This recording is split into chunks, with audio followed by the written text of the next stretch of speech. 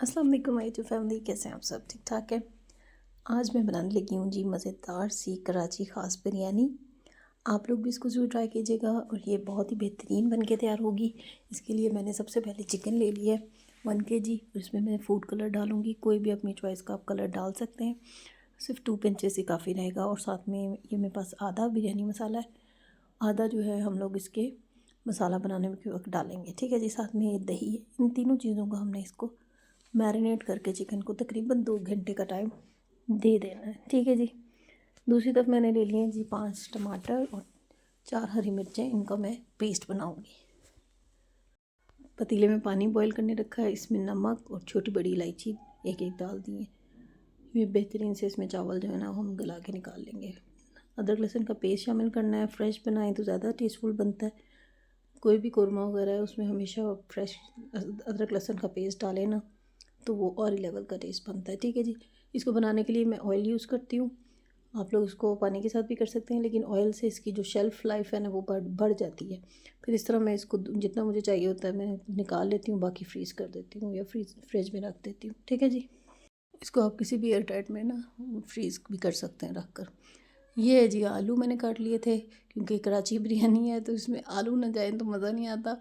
और चावल भी हमारे बॉईल हो चुके थे। आलू को हमने तकरीबन आधा कप ऑयल डाल के पहले फ्राई करके निकाल लेना है। ठीक है जी।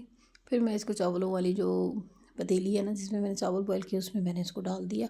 और ये मैंने अदरक लहसुन का पेस्ट डाला बनाया था, उसमें 2 हरी मिर्चें डाल के थोड़ा सा चलाया था। लेकिन मैंने पूरा नहीं तेज़ी करने की कोशिश की कि अगर मैं पूरा ग्राइंड कर देती ना हरी मिर्चों को तो ये बहुत ज़्यादा तेज़ी हो जाती है। और हर चीज़ में हरी मिर्च जो है ना बारीक वाली थी मेरे पास, तो मैंने इसको थोड़ा सा चॉप किया, फ़ाइन चॉप नहीं किया। अगर आप साबित भी डालना चाहें तो तब भी बेहतर है। थोड़ी सी बुनाई करने के बाद हमने इसमें स्पाइसेस डाल देने हैं। टमाटर पहले हमने ब्लेंड करके डाला है, नमक, लाल मिर्च कुटी हुई और पाउडर, ज़ीरा पाउडर और हल्दी। ठीक है जी। ये 5 हैं और इसका 1 टीस्पून आप ले लें। जो नमक है और लाल मिर्च है वो थोड़ा सा ज़्यादा मैंने लिया है। ठीक है, क्योंकि ये बिरयानी है तो इसमें जो है ना मसाला जो है वो ज़रा स्पाइसी अच्छा लगता है। एक चीज़ आपने नोट करनी है कि हमने इसमें प्याज यूज़ नहीं किया मसाला बनाते हुए। प्याज के बगैर ही भी बहुत अच्छी बिरयानी बनती है। और डेफ़िनेटली जो कमर्शियली लोग बनाते हैं ना तो वो इतनी बारीकियों में नहीं जाते, वो ऐसे ही बनाते हैं ताकि उनके चावल भी खिले खिले रहें। और जो एक्सेस प्याज का है ना वो चावल को बिठा देता है।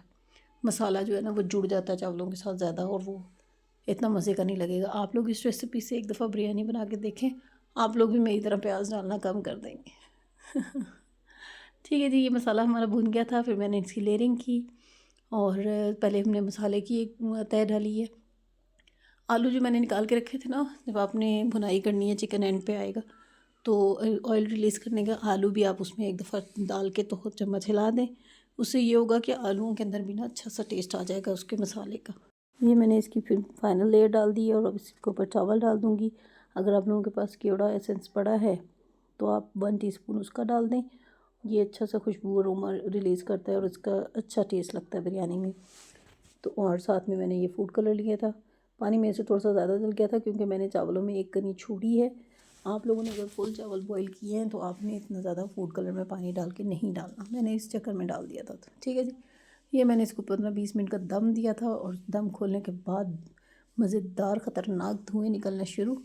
और जी बच्चों का भी पैमाना सब्र कर लबरेज़ हो गया कि भाई खाना दे दें मम्मा, बहुत अच्छी खुशबू आ गई। ये हमारी ऑथेंटिक रेसिपी तैयार। बहुत ज़बरदस्त बिरयानी बन के तैयार हुई थी।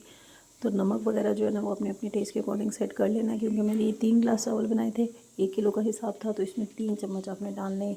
2 चम्मच जो है वो मैंने चावल बॉईल करते हुए डाले थे और 1 से सवा 1 चम्मच जो है ना मैंने मसाले में डाला था। ठीक है जी। आई होप कि आपको अच्छी लगी हो recipe. Cook and Sadaf style को ज़रूर सब्सक्राइब करके जाइएगा। अपनी दुआओं में याद रखें। अल्लाह हाफ़िज़।